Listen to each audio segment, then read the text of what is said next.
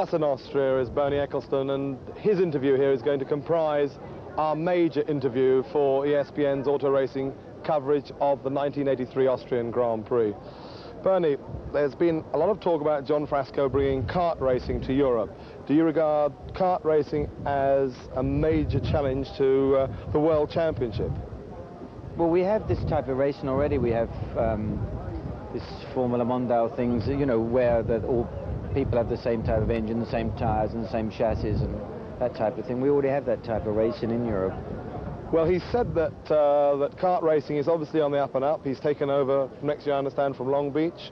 He feels that the man... Taking over what? From what? Well, they're opening at Long Beach, and he's been quoted as saying that the man who wins their series he could ultimately claim the World Championship. He's gone into print on that. What do you say to something like that? I mean, it's a matter of fact. I mean, they could probably win a series that they call it. I mean, it's a domestic race in America. But don't you see it as a direct threat to Formula One in America, then, for example? I don't think so, no. I don't see we're the World Championship. You know, we've got Ferrari, Renault, Alfa Romeo, Brabham, Tyrrell, Williams. All people have been going a long time, got a history. The World Championship's been going since 1950. It's got its names as Gonzalez and Moss and Fangio and all these people. It's a tradition. No? There's been talk of you having negotiations with the Indianapolis Speedway. What sort of rumours, what truths are there in that? Truth in the rumours? Yeah.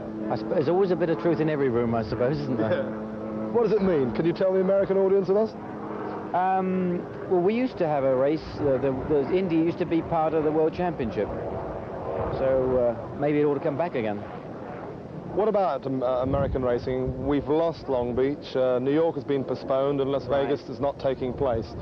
It seems that Formula One is on the decline in America and kart racing is on the increase. Does that bother you?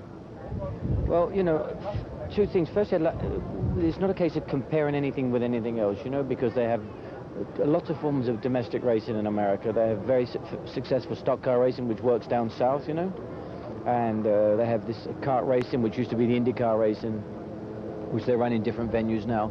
We're not at Vegas out of choice. It's us that are not at Vegas, not that... Why are you not at Vegas? Because they couldn't provide the television that we wanted. But what about the TV coverage for the kart race? Well, they say they can have 4 cameras. We need 22 cameras. That's the difference.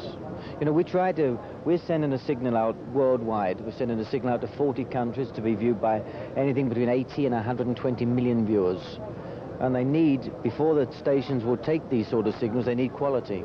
And unless we can guarantee them quality, they won't take the signal. And NBC weren't prepared to put this sort of thing into Vegas. What would you say to the critics who say that Bernie Eccelstone is too authoritarian? If he can't have things his way, it doesn't tend to happen at all. I try to do things the right way. Well, I don't know whether it's right or wrong. I try to do things the way that's the best for us. You don't feel that if it's not done your way, it can't be done at all? It probably could be done better when somebody comes along and does it better good.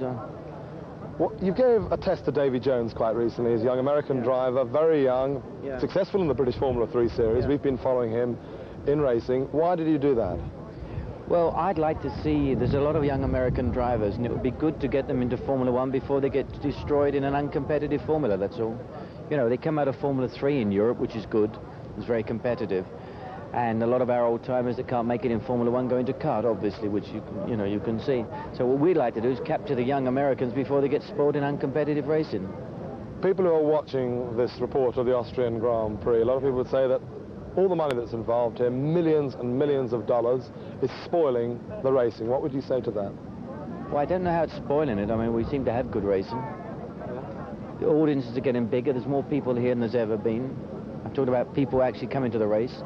We have bigger television audience in more countries. You know? What would you say to people who are watching you now to convince them to come to a Formula 1 race, a Formula 1 Grand Prix, as opposed to, say, to a kart? What have you got to offer more? Well, we are more like an event. It's like going to see Sinatra. You know, there's only one Sinatra. But how would you tell them? I mean, a lot of people might not like Sinatra. No, but they know what Sinatra stands for. You know, you can't guarantee You know, when people used to go and see Ali fight, you couldn't guarantee it was a good fight, but people win because it was the best. And you can never guarantee what's going to be the best racing and what isn't going to be the best racing. In general, the races we put on are good races. It's a good event. There's so many other things going on all the time. It's something glamorous. It's just different. Can we expect to see another race in America next year, apart from the Detroit Grand Prix for Formula One cars? In America, and that's what we'll have. It's a case of us selecting the venues. Are you saying in 1984 you are almost certain that we will have 3 races in the United States? Sure. Yeah? Couldn't tell us where they're going to be? No, at the moment, no.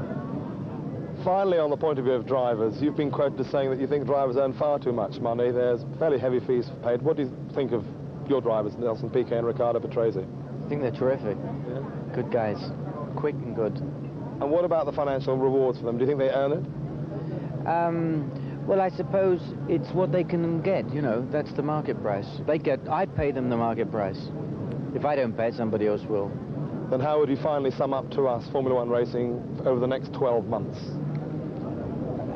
Well, you know, it's every day and we try to improve everything. We improve our relationship with the press and the press report, and we get more. I mean, you must remember, we get to a Grand Prix, something like Monte Carlo, for example, about 1,000 press credentials are issued for that race.